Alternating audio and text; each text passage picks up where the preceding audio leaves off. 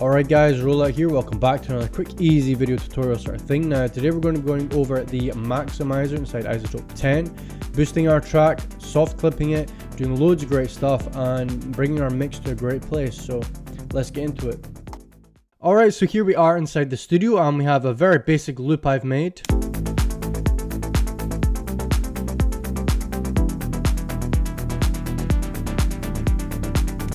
And we've got a maximizer on now. So as we can see, the waveform's kind of in the background there. As we can watch it kind of go across.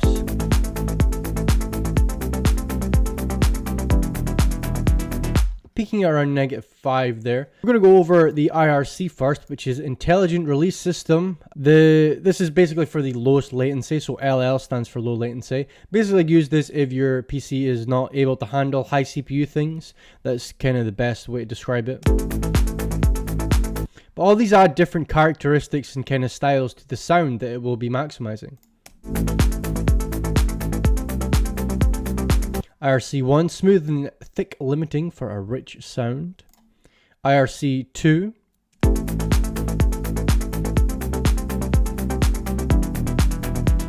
clear and sharp limiting to preserve peaks. Quite like that one. But this is essentially going to, as we go down here, be a lot more CPU intensive. So just keep that in mind. This will add and kind of put itself in more of the sound than, you know, over here. It's more CPU intensive. It's doing a lot more is the best way to describe that. So IRC3, we have 4 options here: pumping, balanced, crisp, and clipping.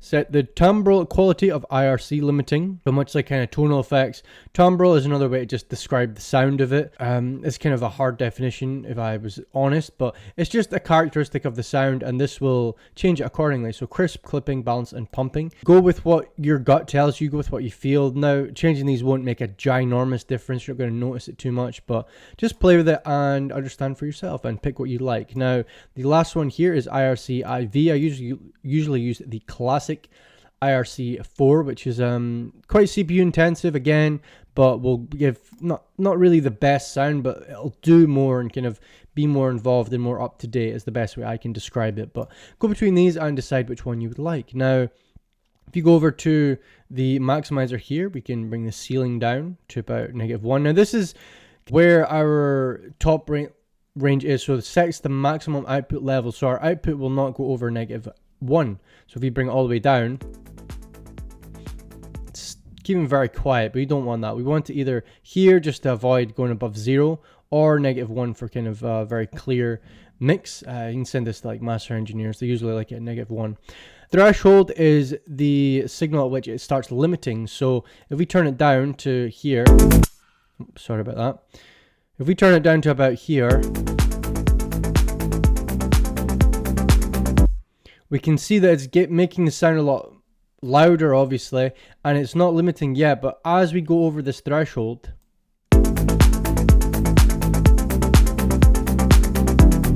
we're going to start seeing the peaks here and kind of get some distortion, which we don't really want. So we can bring that back down. And I would listen to this as carefully as you can and set it to where it sounds the most clear. That's the kind of the best way I would go for that. But always remember, have your ceiling like around here. If you have your ceiling way down here, there's really not much uses to it. It just makes it quiet. -1 is usually a good place, or -0.1.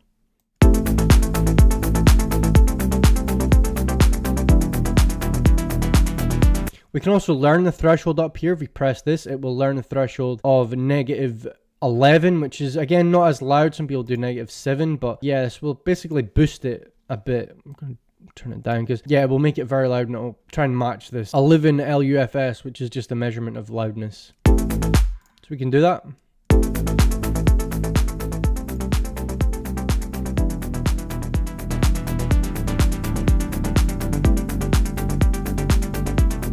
So it's liking around the 8.6 region, which I kind of agree with, as long as we kind of pull down the output a bit. I always feel like Isotope's output is always very loud. Like, this doesn't need to be this high, you know. But yeah, 8.6 seems about good, and that's very small limiting here, very not much going on, so that's a good place to have it. Now the character is how quickly it will kind of limit these peaks. So as we see here, it's very quick, it's very sharp. But if we bring it up, it will limit them less obviously, as you can see here.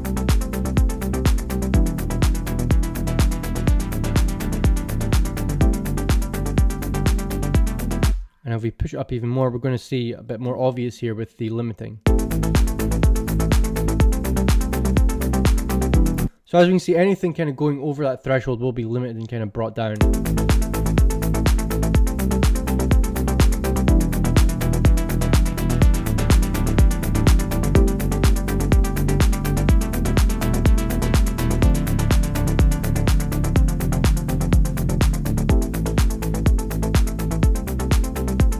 And I think it sounds best there just using my ears. So I like to have it kind of a slow character.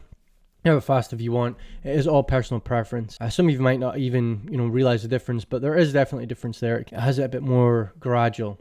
Now the soft clipper is, it clips off the kind of top peaks of the sound, which is quite drastic. But as it's clipping those off, it kind of boosts everything else. It's quite a confusing thing.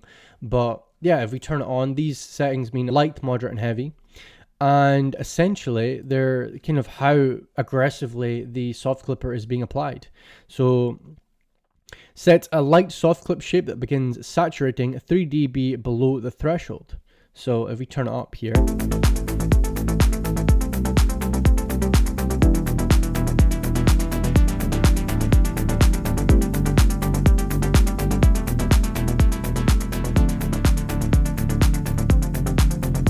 again, a bit of distortion and clipping there. We don't want that too much. This will increase the volume, but also kind of clip the sounds that you're not always wanting, really. It's a good place here. Now with the moderate, again, this is going to be even more kind of aggressively clipping, or soft clipping.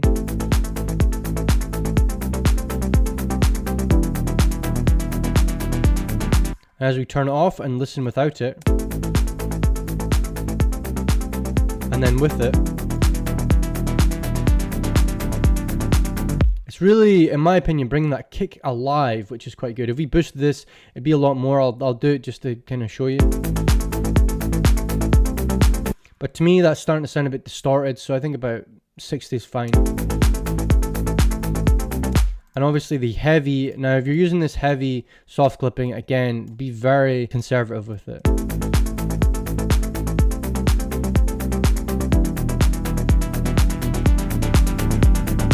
Starts to sound distorted about there.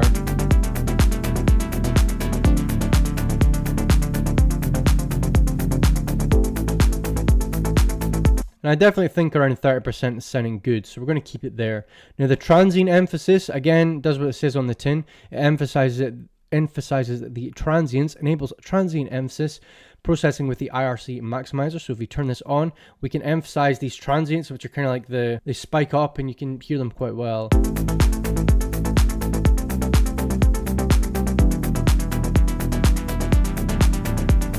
So for this, it's kind of the kick and the clap. But if we turn this off and then on,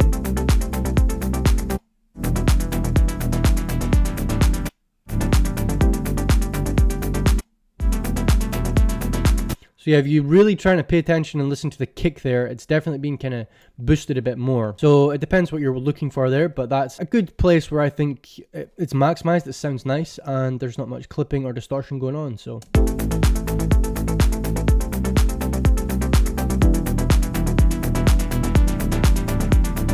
yep, a good place there is fine with me. And the true peak will limit true peak levels to prevent clipping in the analog domain. So I pretty much always have this on. I don't see a reason not to have this on. Preventing clipping in the analog domain is always a good thing to prevent, I suppose. But yeah, keep the true peak on for the most part. Alright, that should be the tutorial, guys. Thank you very much for watching, and hopefully it helped you a bit. Now, I do have a project coming out, which will be the Verdant EP. It'll have a lot of deep house, kind of Anjuna deep style music on it. So if you're interested, that will be coming out in the future. But other than that, thank you so much for watching, guys. Much love. Take care, and I will see you in the next one I do. Peace.